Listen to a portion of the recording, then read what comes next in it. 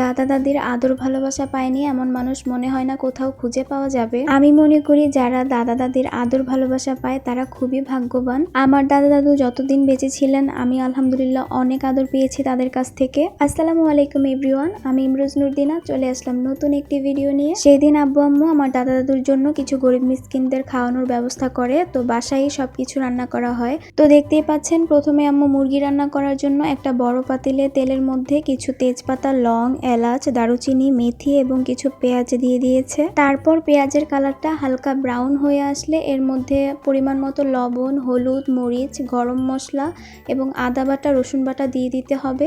তারপর আমি খুব ভালোভাবে এটাকে নাড়িয়ে দিলাম। দেখেন কত সুন্দর একটা কালার এসেছে। তারপর অল্প অল্প করে মুরগি দিচ্ছিল, তারপর নাড়াচ্ছিল, তারপর আবার অল্প অল্প করে মুরগি দিচ্ছিল, আবার নাড়াচ্ছিল, কারণ সবগুলো একবারে দিয়ে দিলে নাড়তে একটু প্রবলেম হতো। সবগুলো মুরগি দেওয়া হয়ে গেলে আব্বু এরপর আসে নাড়া দিতে, কারণ আম্মুর পক্ষে আসলে পসিবল হচ্ছিল না এটাকে নাড়া দিতে, কারণ হ্যাঁ বড় পাতিল কিন্তু তারপরও প্রবলেম হয়ে যাচ্ছিল, এখানে অনেকগুলো মুরগি ছিল। তো তারপর আব্বু পাশ দিয়ে কিছু আলু দিয়ে দিয়েছে। মুরগি রান্না হয়ে যাওয়ার পর আম্মু একটা বড় পাতিল বসিয়ে দিয়েছে পোলাও রান্না করার জন্য।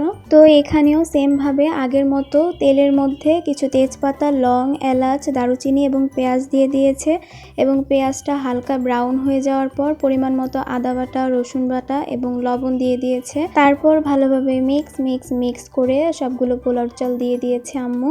তারপর পরিমাণ মতো, এখানে কতটুকু পানি দিয়েছে আমি জানি না, তাই পরিমাণ মতো পানি দিয়ে কাঁচামরিচ দিয়ে ঢাকনা দিয়ে দিয়েছি আমি। তো সব কিছু রান্না হয়ে গেলে আব্বু আম্মু বসে পড়ে প্যাকিং করার জন্য।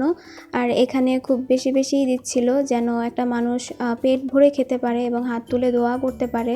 তো আপনারাও আমার দাদা দাদুর জন্য দোয়া করবেন যেন তাদেরকে আল্লাহ বেহেশত নসিব করে। আমি পরিবারের বড় নাতিন হিসেবে আমার দাদা দাদুর কাছ থেকে অনেক অনেক অনেক আদর পেয়েছি, আর আমি তাদের সত্যিই খুব মিস করি। আমি আল্লাহর কাছে চাইবো আল্লাহ যেন তাদেরকে অনেক ভালো রাখে। তো আজকে এই পর্যন্তই। ভিডিওটি ভালো লাগলে লাইক, কমেন্ট, শেয়ার করে দিবেন এবং আমার ফেসবুক পেজটিতে লাইক, ফলো দিয়ে রাখবেন। চলে আসবো আবার নতুন কোনো ভিডিও নিয়ে। সবাই ভালো থাকবেন, সুস্থ থাকবেন আর আমার জন্য দোয়া করবেন। আল্লাহ হাফেজ।